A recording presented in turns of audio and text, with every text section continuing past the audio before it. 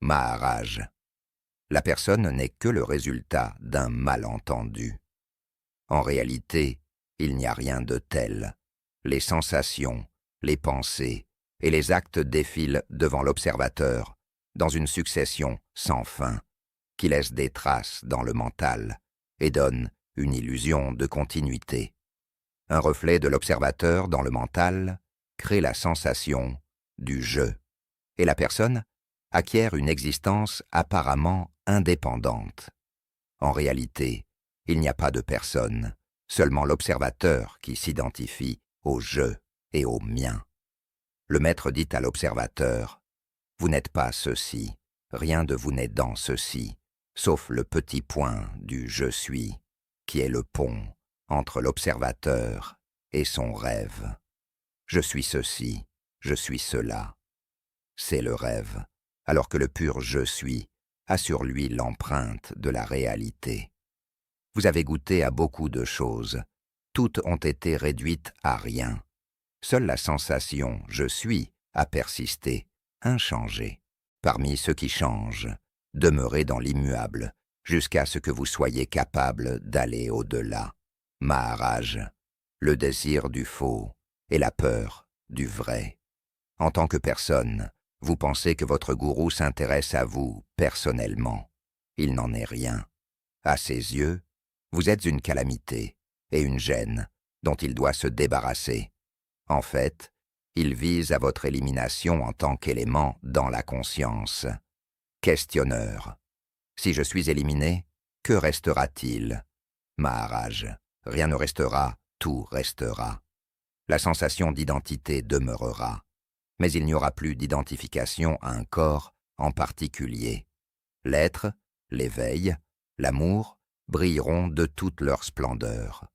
Ce n'est jamais la personne qui est libérée, on est libéré de la personne. Questionneur.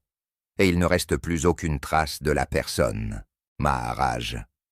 Il reste une vague réminiscence, comme celle d'un rêve ou de la petite enfance. Et après tout, qu'y a-t-il à se rappeler? Un flot d'événements, pour la plupart accidentels et sans signification, une suite de désirs et de peurs, de fautes stupides? Y a-t-il là quelque chose qui mérite qu'on s'en souvienne? La personne n'est qu'une coquille qui vous emprisonne. Brisez la coquille. Questionneur. À qui demandez-vous de briser la coquille? Qui va la briser? Maharaj. Brisez les liens que sont la mémoire et l'auto-identification. Et la coquille se dissoudra d'elle-même. Il y a un centre qui communique la réalité à tout ce qu'il perçoit. Tout ce que vous avez à comprendre, c'est que vous êtes la source de la réalité, que vous donnez la réalité au lieu de la recevoir, que vous n'avez besoin ni de soutien, ni de confirmation. Les choses sont ce qu'elles sont, parce que vous les acceptez comme elles sont. Cessez de les accepter et elles s'évanouiront. Tout ce à quoi vous pensez avec désir ou avec peur vous paraît réel.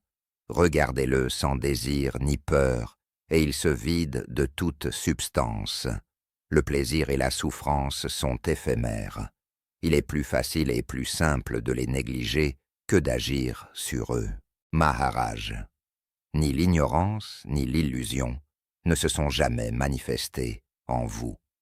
Trouvez le soi à qui vous attribuez l'ignorance et l'illusion, et vous aurez votre réponse.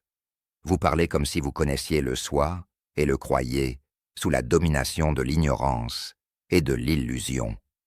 Mais en réalité, vous ne connaissez pas le soi et vous n'êtes pas conscient de l'ignorance. Soyez donc conscient.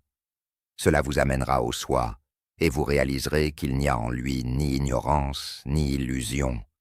C'est comme de poser la question: si le soleil existe, comment l'obscurité peut-elle exister?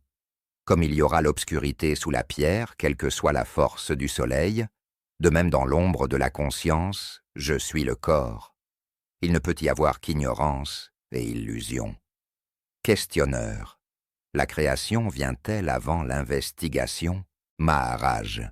Vous créez d'abord un monde, puis le « je suis », devient une personne qui, pour diverses raisons, n'est pas heureuse.